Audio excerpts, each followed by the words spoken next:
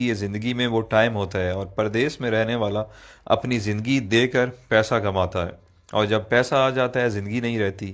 آپ کے ماں باپ نہیں رہتے، آپ کے بچوں کا بچپن نہیں رہتا، آپ کی بیوی بوڑھی ہو جاتی ہے، آپ کے دوست یار آپ سے جدا ہو جاتے ہیں، آپ اپنا علاقہ، خوشی غمی سب چیزوں سے دور ہو جاتے ہیں۔ آپ کی زندگی صرف ایک پیسہ کمانے والی مشین بلکہ اے ٹی ایم مشین بن کے رہ جاتی ہے۔ آپ مہینے کے مہینے اس سے پیسے نکالتے ہیں اور گھر بھیج دیتے ہیں، یہ آپ کی زندگی ہے۔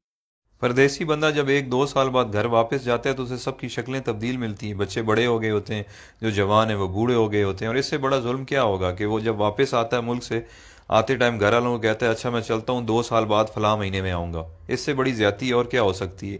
اتنا مجبور ہے کہ 2 سال بعد اس کو آنا ہے، وہ اپنی مرضی سے آ جا بھی نہیں سکتا۔ اچھا، جب ہم پردیسی چھٹی جاتے ہیں تو گھر والے بھی مہمان کی طرح ٹریٹ کرتے ہیں، آپ کی صحیح غلط ہر بات مانتے ہیں کہ 10-15 دن کے لیے آیا ہے، جو کہتا ہے سن لو، اور دوسرا پیسے بھی تو دیتا ہے۔ میں نے بہت سارے پردیسی لوگوں سے ڈسکس کی ہے، جب وہ 30-35 سال گزارنے کے بعد ملک واپس لوٹتے ہیں تو ان کے بچے بھی ان کی عزت نہیں کرتے ہیں، کیونکہ انہیں آپ کی عادت نہیں ہوتی ہے۔ وہ کچھ دن بعد کہنے لگے کہ ابا باہر ہی ٹھیک تھا، ہر وقت روکتا ہے ٹوکتا ہے، یہ نہ کرو وہ نہ کرو۔ بیوی بھی اب اتنی عزت نہیں کرے گی کیونکہ آپ بوڑھے ہو چکے ہیں اور پیسے بھی نہیں کماتے۔ یہ ساری چیزیں اتنی جلدی آپ کو ہضم نہیں ہوں گی، کیونکہ جب آپ پردیس سے آتے تھے تو آپ کو منسٹر جیسا پروٹوکول ملتا تھا، جو اب واپس آنے پر نہیں ملے گا۔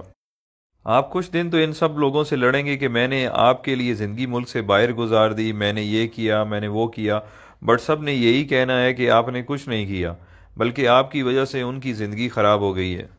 فائنلی دل برداشتہ ہو کر آپ نے ایک کونا پکڑ لینا ہے، بیٹھ کے سوچتے رہنا ہے کہ میرے ساتھ ہوا کیا ہے، میں نے کیا کیا ہے۔ اس دوران لوگ آپ کو پاگل نہیں تو کم از کم یہ کہنا ضرور شروع کر دیں گے کہ بڈھا کھسکا ہوا ہے، اس کی باتوں پہ زیادہ دھیان نہ دیا کریں۔ آخرکار لوگوں کے بیہیویئر رویوں کو سوچتے سوچتے آپ حقیقت میں پاگل ہو جائیں گے اور اپنے خالق حقیقی سے جا ملیں گے۔ یہ ہے پردیسیوں کی زندگی کی سٹوری، جس میں میں خود بھی شامل ہوں۔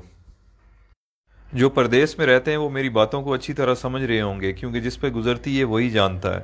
اب آپ مجھے بتائیں اچھا فیصلہ کیا ہے؟ ایک طرف پیسہ، صرف پیسہ اور صرف پیسہ ہے، اور دوسری طرف زندگی جس میں ماں باپ ہیں، بچے ہیں، بیوی ہے، دوست یار ہیں، اپنا ملک ہے، سب کچھ ہے۔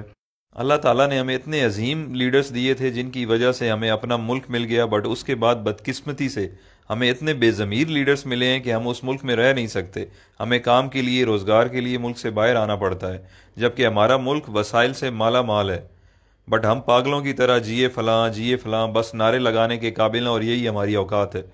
جس دن کرپٹ لیڈرز کو آپ نے جوتے مارنا شروع کر دی، اس دن آپ کو کمانے کے لیے ملک سے باہر نہیں آنا پڑے گا۔ یہ کرپٹ لیڈرز اپنی اولاد کی غیر موجودگی میں علاج تک نہیں کرواتے، اور ایمانداری سے پردیس میں ایک محنت مزدوری کرنے والا غریب انسان اپنے ماں باپ کے جنازے پہ نہیں پہنچ سکتا۔ آپ کبھی تجربے کے طور پر 1 گھنٹہ انٹرنیشنل ایئرپورٹ پر ارائیول اور ڈپارچر میں گزار لیں، آپ لوگوں کو اندازہ ہو جائے گا کہ پردیس میں رہنے والے اور ان کے گھر والے کس تکلیف سے گزر رہے ہیں۔ یہ ساری باتیں کرنے کا مقصد ہرگز یہ نہیں ہے کہ میرے پردیسی بھائی آج ہی نوکری چھوڑ دیں اور اپنے ملک واپس چلے جائیں۔ میں صرف یہ سمجھانا چاہتا ہوں کہ آج سے پلاننگ کریں اور باہر رہتے ہوئے کوئی چھوٹا سا کام اپنے ملک میں شروع کر دیں، تاکہ کچھ عرصے بعد اپنے ملک واپس آنے کے قابل ہو جائیں۔ آئی مین کہ اتنے وسائل ہو جائیں کہ آپ واپس آ جائیں، کیونکہ 30 سال بعد بھی آپ کو پاکستان واپس جا کر کوئی نہ کوئی کام کرنا پڑے گا گزارا کرنے کے لیے، تو آج سے کیوں نہ شروع کیا جائے۔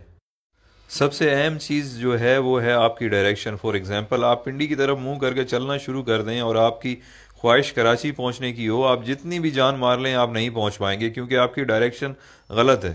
تو سفر شروع کرنے سے پہلے اپنی ڈائریکشن درست کریں۔ آپ جیسا سوچیں گے، جیسا چاہیں گے، اللہ تعالیٰ اسی سے آپ کو نوازے گا۔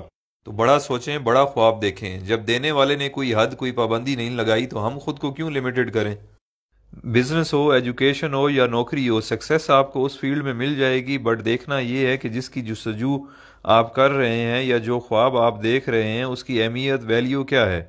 اگر آپ کی خواہش پڑھ لکھ کر سرکاری نوکری کرنا یا ٹائی والی نوکری حاصل کرنا جسے آپ وائٹ کالر کہتے ہیں، یا آپ بزنس اس پرپس کے لیے کر رہے ہیں کہ چلو سکون ہوگا، کچھ کام نہیں کرنا پڑے گا، تو بھائی آپ کے خواب بہت چھوٹے ہیں۔ دنیا میں بہت کچھ ہے۔